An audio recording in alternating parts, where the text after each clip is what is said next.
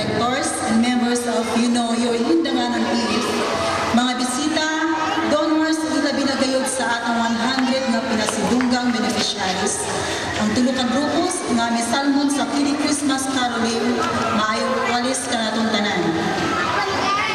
Kini atong kalihukan karon, nahimo kini tungod sa mga Hindanganon nga tuan na karon sa lain-lain nasod diin ang ilang gugma naadto sa pagtabang sa katawhan sa Hindang. Alang sa kasayuran sa tanan, kini nga grupo nga Your Hindanganan If nabugna pinaagi sa Facebook. It was founded last August 2011, a neophyte organization, but despite of its being newly organized group, its officers, board of directors, and members have come up holding activities like this. This year, the group identifies 100 beneficiaries for this gift-giving 2011, coming in from the 10 coastal barangays of Hindang. With our vision to help and extend even for a little assistance to all who are working to be given as such, Hindanganons all over the world sharing their blessings by way of giving back to our constituents.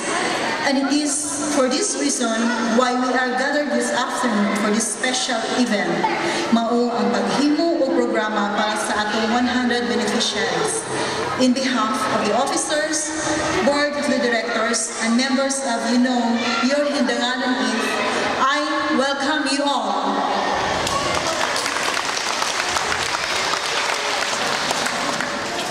Thank you, ma'am. The next part of the program is going to be the statement of purpose. It means, muna ang isulting at ni Ms. Milital Valerio, the YKYHY Vice President, kung ano nakapok-tapok na dito. So, pakakan na kasi.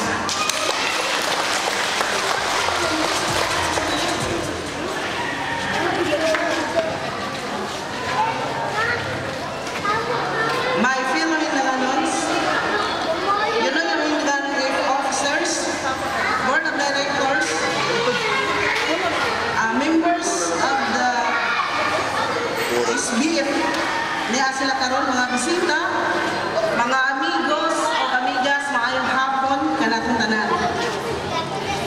Siguro daghan ang mahibong karon kung unsa ni akong kalibukan o unsa po ang akong tumong. First of all, allow me to give you a short background about Your Hindanganan If. This group was founded last August 2001 through Facebook and was created by Christine Apolonio Archie, now in Canada,